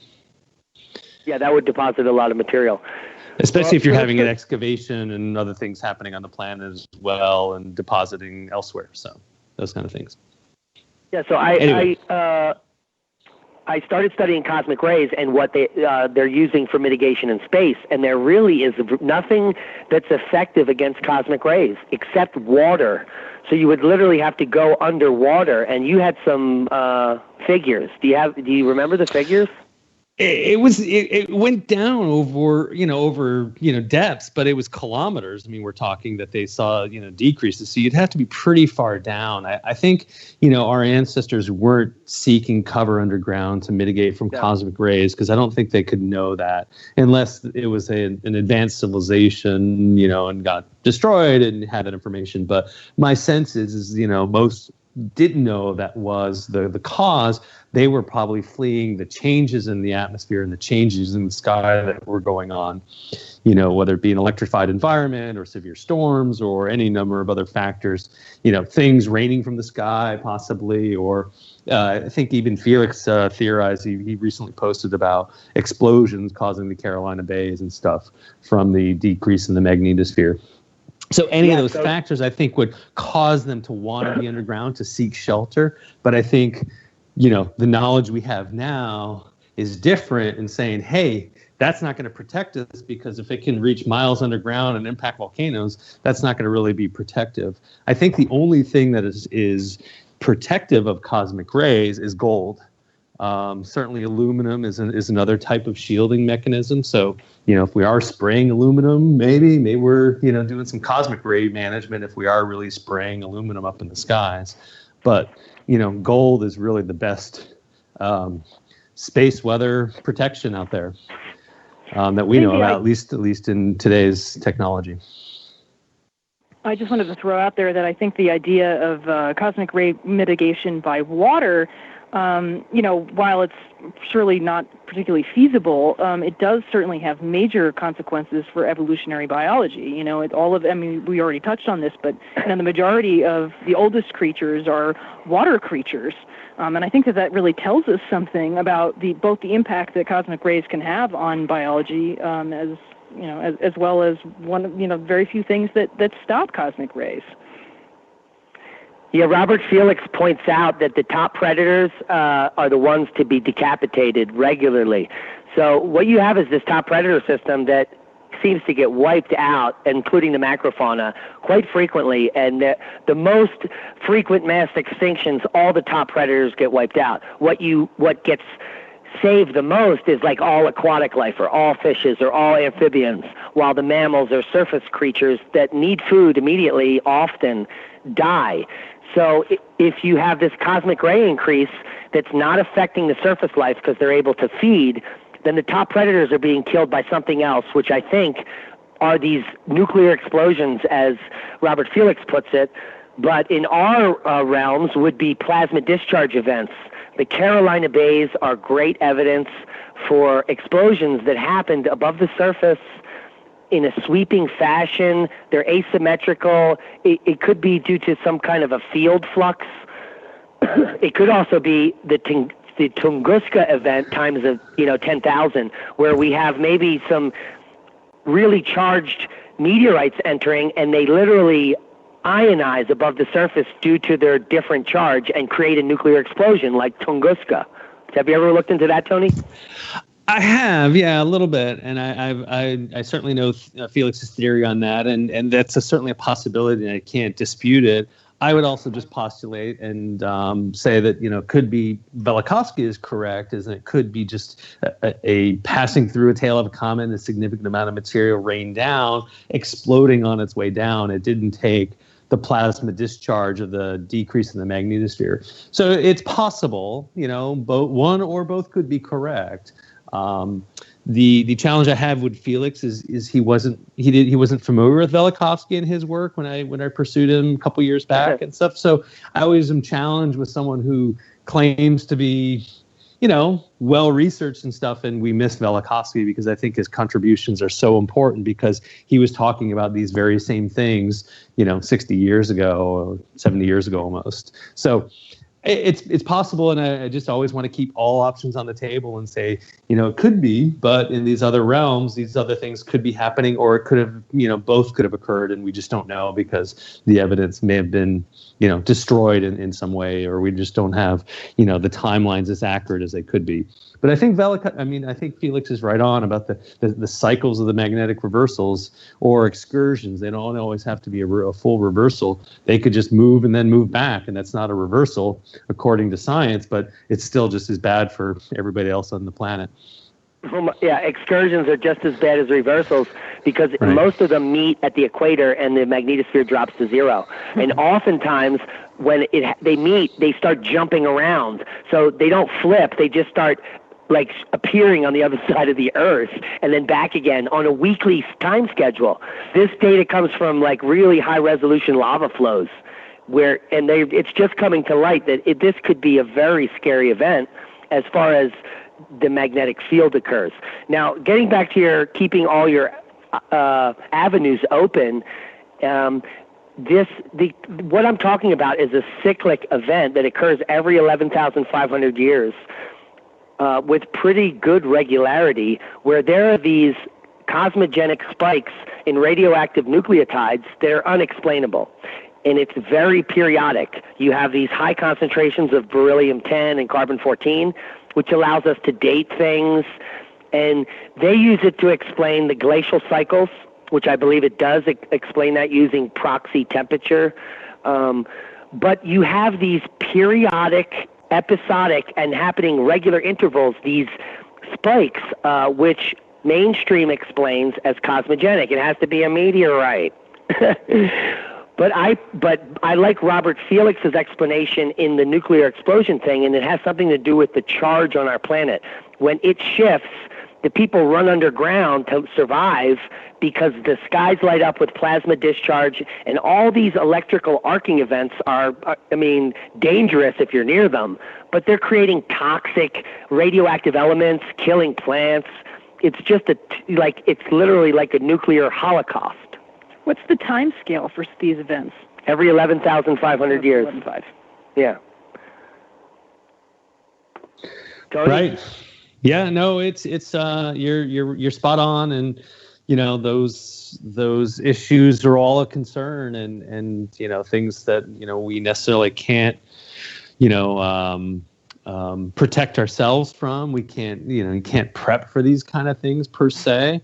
All you can do is know what's going on and understanding, and it's something to kind of keep our eyes on and see if it's going to be the grand solar minimum first. I think your route and plans are certainly sound, and what you guys are doing, and trying to figure out how to grow and sustain yourselves and stuff. The question is if this coincides with an ice age, that's another consideration. Does that mean that most of the northern hemisphere and southern hemisphere is going to turn to ice, as Rolf Witchie sort of theorizes is going to occur in the next 100 years? So it's sort of a big unknown out there about what we face in front of us. And funny enough, we still pretend like we can control all of this, right? Like this is the whole idea behind global warming, for example. Right. When in reality, when we're talking about the magnitude of the forces involved, we have zero control whatsoever. Yeah, well, if you ask some of those in the conspiracy movement, the government can control everything on this planet. What are you talking about? Yeah. Well, that may be very comforting to most people, right? Which is probably why a theory like the Chemtrail Conspiracy is somewhat popular on some level. That may be involved psychologically. Right. There's something called fear porn, which I'm sure you've all heard of, but there's also something called hope porn. And we see that kind of emerging in some of these other alternative communities now, with the white dragon societies and the white hats, and these folks are going to come save us and stuff. Even Q is sort of out there, right? It's kind of out there to help the people. You can't save anyone until you save yourself. True. Yep. I'm really interested in using historical information as well as mythology as part of new scientific endeavor and discourse, part of a all-encompassing multidisciplinary approach to solving ancient problems that have gone unsolved. And you brought up gold for cosmic rays, and we all know about the beauty and the persistent nature of gold in ancient times as being sought after, mined. There's evidence of massive gold mining operations, maybe in extreme antiquity in southern Africa that could date back hundreds of thousands of years. Have you looked into any of that? Yeah, I haven't personally done a lot of research into gold per se. We've talked a lot about Fly on the Wall, and I know Trevor has researched into that, Star Observer. But it's an important factor. Why was it such a value? Why has it been so important for 5,000, 10,000 years that whatever man's history is documented, mainstream to be, that the gold has had such an impact? But if you look at gold for its other properties in protecting against radiation, and if you want to do space travel, you're going to want to have gold, and that was sort of the theory behind Nibiru and the Anunnaki, and we're mining gold for them for their needs.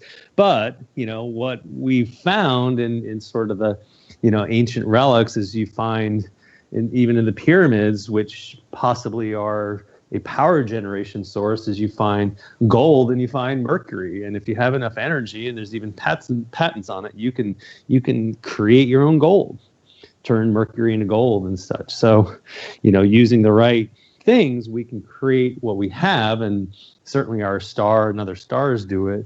But there is a critical importance of gold in our history for more than just the monetary value. And if we even look at colloidal gold and its, health impacts and how it can be used, it gets down to sort of the micro level as well as the sort of the macro level. How does colloidal gold compare to colloidal silver? Way better. Meaning it kills more germs, and there's scientific data to prove that? Yeah, from what I've looked into, colloidal gold is far superior than colloidal silver.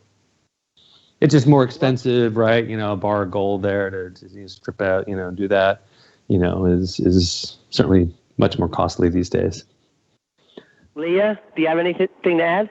No, I just think that it's a very interesting potential explanation for an obsession with gold. I'm learning more and more, partially through Electric Universe Theory and Thunderbolts Project, that in just about every case where there's an icon or an item or a figurehead that repeats in our history over and over again, there's usually a very important meaning and reason for that. And so that's pretty interesting to think about, because otherwise, picking gold as the thing is with monetary value, I mean, that's pretty arbitrary when you think about it. It could be anything. Gold's not the best thing, right? It's soft. It's, silver is far better as an industrial metal and uses and stuff. Gold is really more flashy and showy and stuff. So, it doesn't make sense that it became this critical element unless it had other means. And yeah, I think the protective nature of it, and if you're using it, nuclear power, you need protective suits. You need to be able to work with that stuff, and gold would be that protective layer.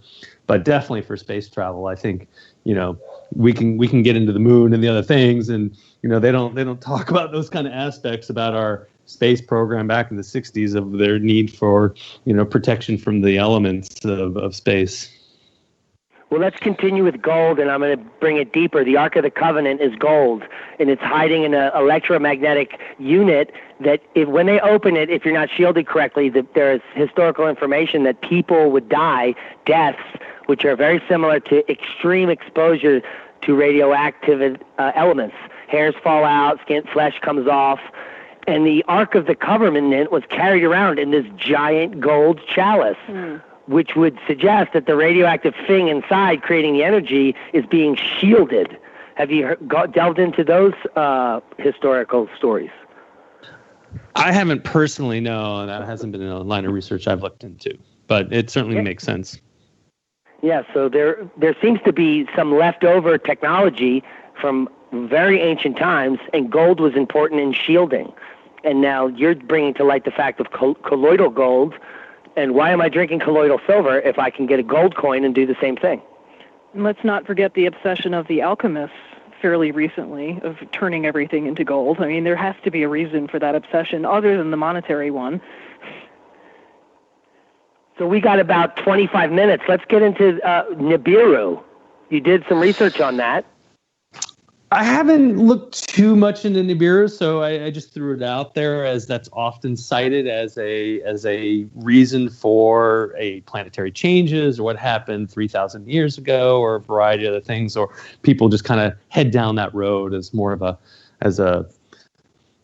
one of those distraction conspiracies for people to glom onto and focus on rather than the real changes going on our planet.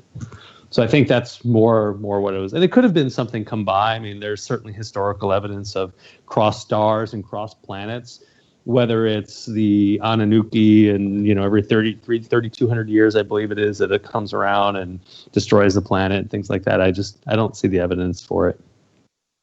No, but it could be that Nibiru was Venus 3,200 years ago, and that's what came by. That's correct. No, that's certainly correct. There could have been one event of it, but it's not a regular occurring event. Now there is evidence. Oh, go ahead. I looked into the documents. I looked into the actual. They're translated online, and you can go look up where Nibiru shows up 10 times. And there's no evidence that it's another planet other than one in our solar system.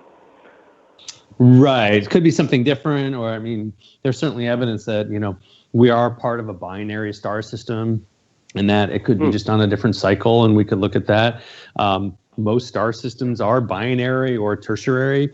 It could be that we're, an anomaly, but, it could be that we don't have that historical evidence available to us. I'm sure that historical evidence exists, and that's why whenever we invade a country, the first thing we sack is the library. Certainly happened in Iraq. Besides the oil fields, the other important thing were the libraries. So, it kind of tells you what's important. Well, maybe not burn them, acquire them, keep them, keep them certainly from getting to the public, I think, is what's more important.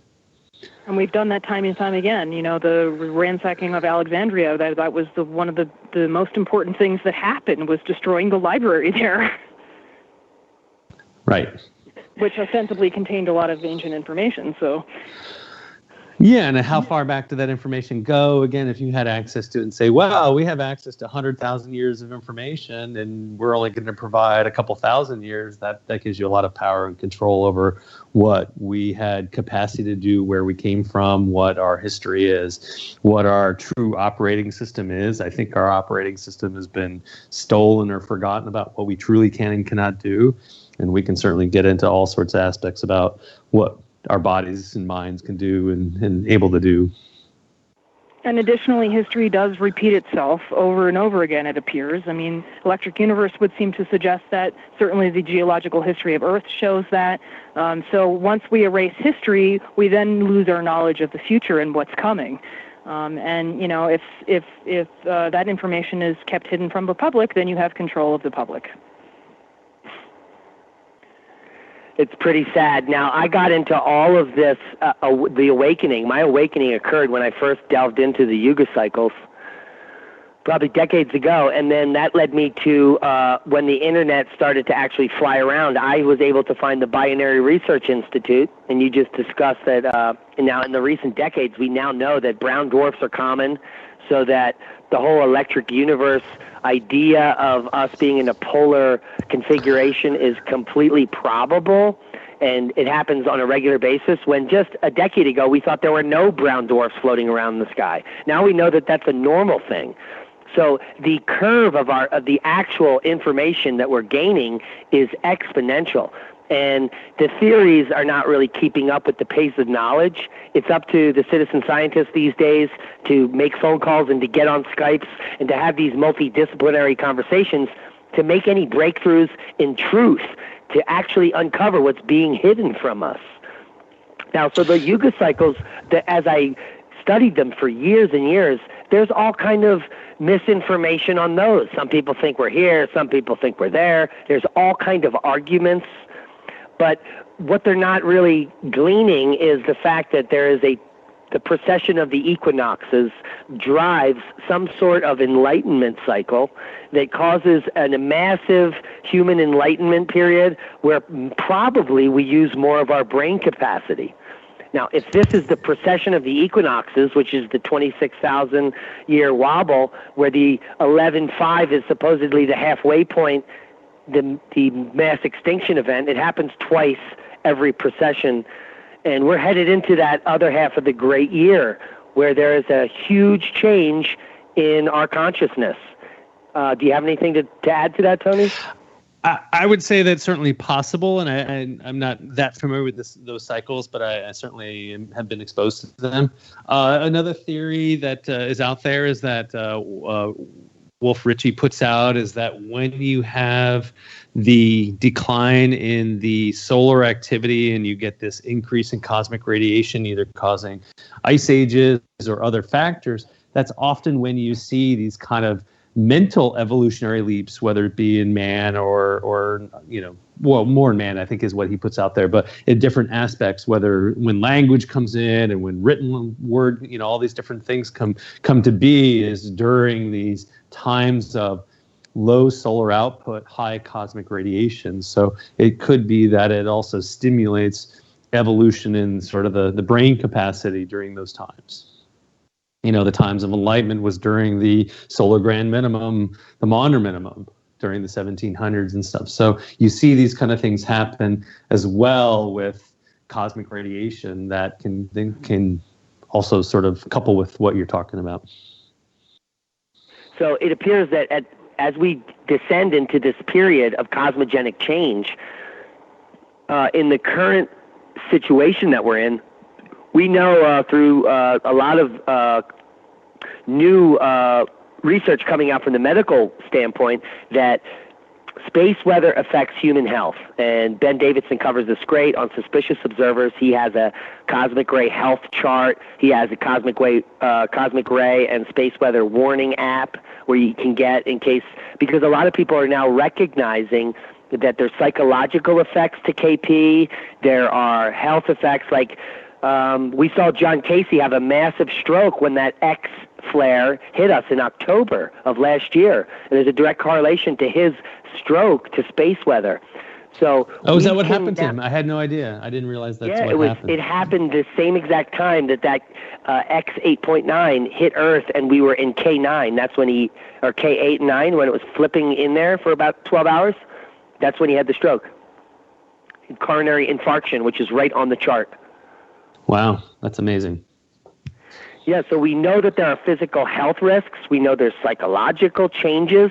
There's the full moon effect, but we haven't really experienced the cosmic ray effect. Maybe there'll be mass shootings everywhere. It's anyone's guess. But at the same time, there's enlightenment. So some people react in some ways, and others react in bad ways. Yeah, and when you asked about mitigation efforts, I think probably the best thing you could do as an individual or for your family is to improve your health and improve your immune system so that if you are bombarded by radiation, you have the antioxidants that can counteract some of those impacts. Or if we're dealing with disease or famine and that, you're dealing with, weakened systems, your immune system is stronger and you're more able to deal with, what's to come. Yeah. One of the great immune boosters is cannabis.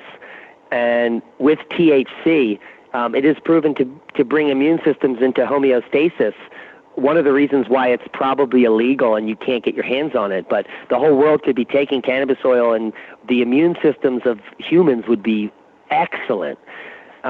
Additionally, we could do simple things like vitamin D, which is even cheaper, and that would even also help. But no, cannabis 1,000 milligrams of vitamin C as well. A lot of people take that. It's been shown to have anti-cancer properties.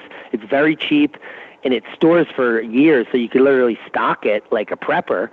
One of the other things that Leah and I recently stumbled onto was a friend of ours through her family has a product coming out of South Korea that was developed by the South Korean government for people that had been sickened in doing radiation work. I'm sure, Leah, can you fill us in on that? Yeah, sure.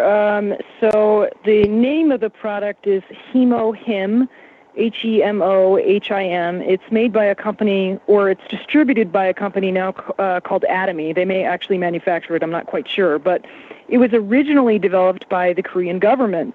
There were a bunch of workers that were working on a project that involves exposure to a large amount of UV radiation, and everybody developed leukemia and cancer and lymphoma.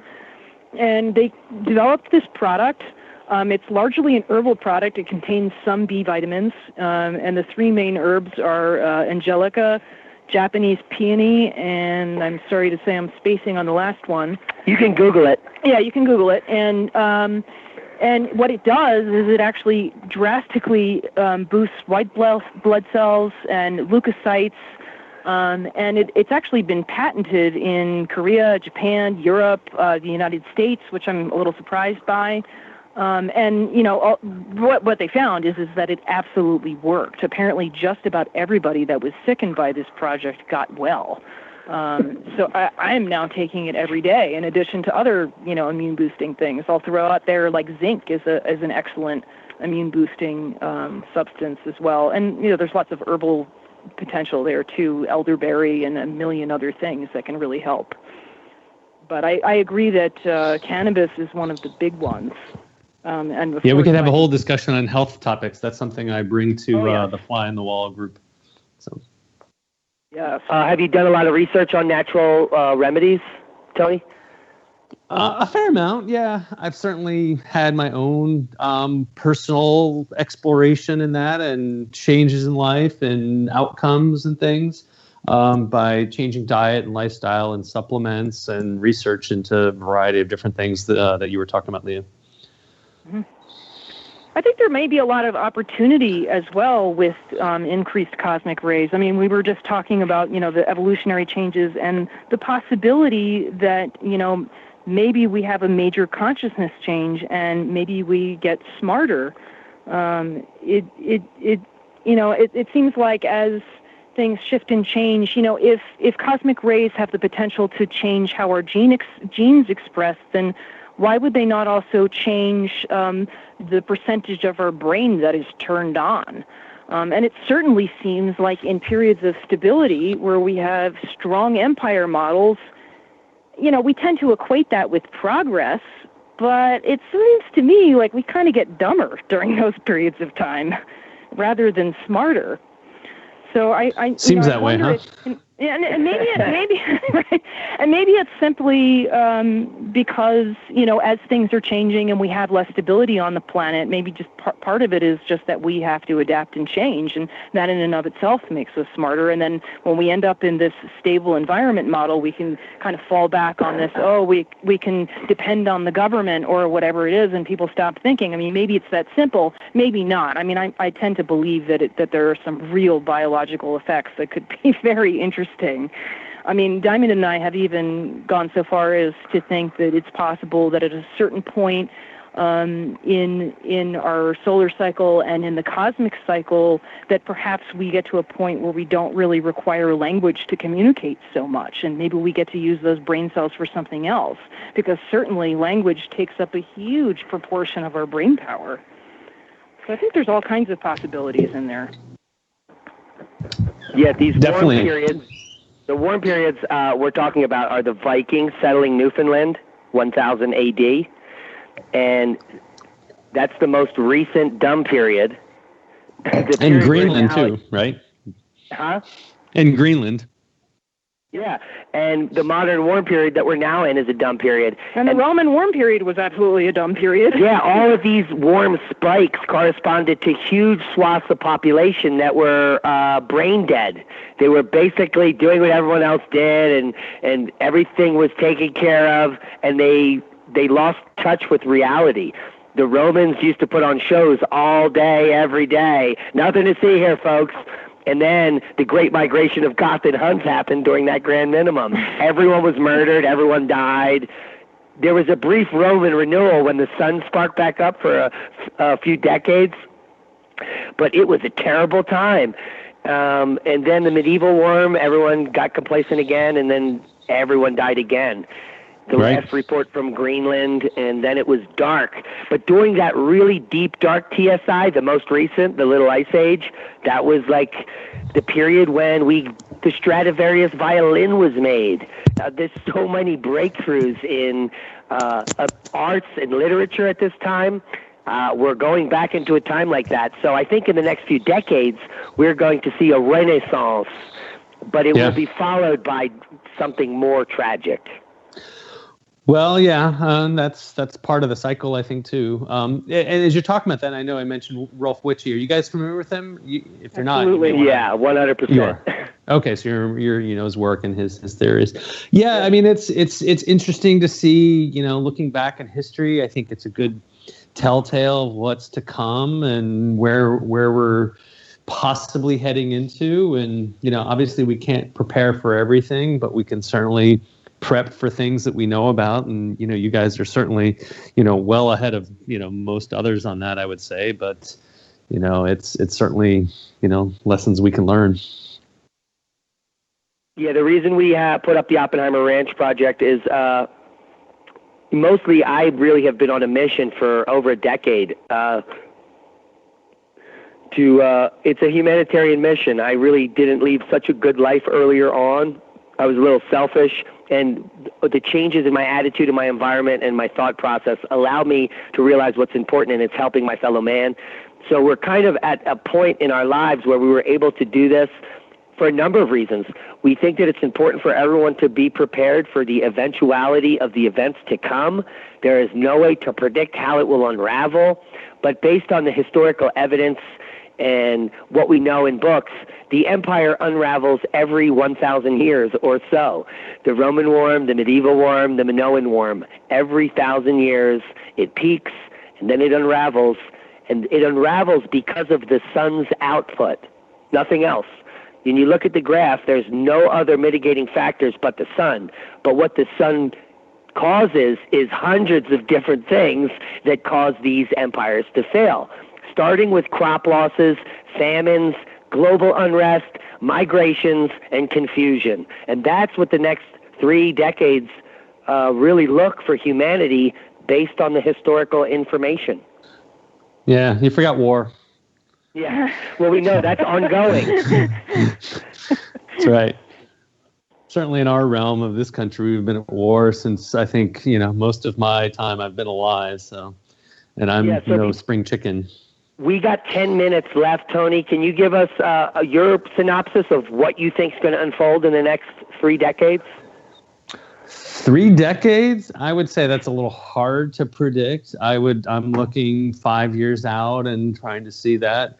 Maybe 10. I think 3 decades is rather uncertain. I think there's potentiality for, ice age to occur and occur rapidly within a decade kind of time frame, and not just a Maunder minimum type mini ice age, but a significant one. So I would look out for the signs for that. I think the information we're going to get in the next couple of years is going to tell us what's really happening with our magnetosphere, and those changes. I think what some of the satellites that are recently going up to study this will give us, hopefully, and if we're provided that information, will tell us what we're going to see. But I would definitely keep signs for the solar grand minimum. I think that's imminent in the next 2 to 5 years, and we're going to see changes in weather patterns that are reminiscent of 400 years ago. You're going to see cold in the east, cold in Europe, cold in Russia, crop failures, seasonal fluctuations. So I think being prepared for that. 2 to 5 years, you're going to see inflation happening. We're already probably going to see that with interest rates going to be rising the next couple of years, is my guess. So that's as much as I can predict on the 2 to 5 year. 3 decades is kind of frightening and hard to look at, I think, in my own mind. And I don't want to be an alarmist, and I certainly don't want to be a fear monger and say, we're all going to die. We all didn't die, and these kind of things. People survived, and people did make it. The question is, can you survive? Can you thrive even? And there's ways to, if you want to go and, do things like you're doing and support communities and help them prepare for these kind of things. I think that's laudable, noble. Personally, I find it's hard to reach people. It's hard to reach them beyond a 10 minutes a week, a month, to understand these kind of things and to really delve into that. So I don't know. I don't know what it portends, because you want community if something really bad happens. I think the coming grand minimum is going to be sort of a slow march. The Maunder minimum took 100 years to have full effect. So it's not like it just happens overnight. You see the sort of waves. You see 10 years of this, 5 years of good, 10 years of bad, 5 years of bad. It's not all bad all the time.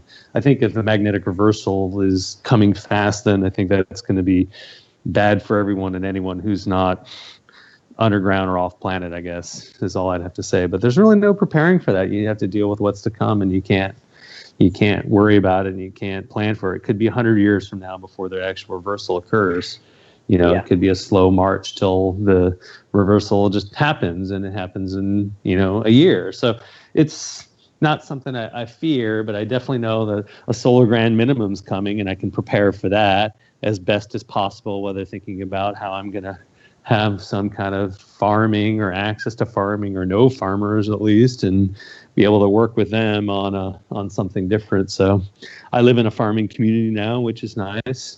I'm a vaccine refugee, as I kind of alluded to earlier, which is a whole different story of how I had to flee California. But I came to a community that has a 98% vaccination rate, so it's not something I can even discuss. So if anyone's listening from my town, I guess we'll have a conversation.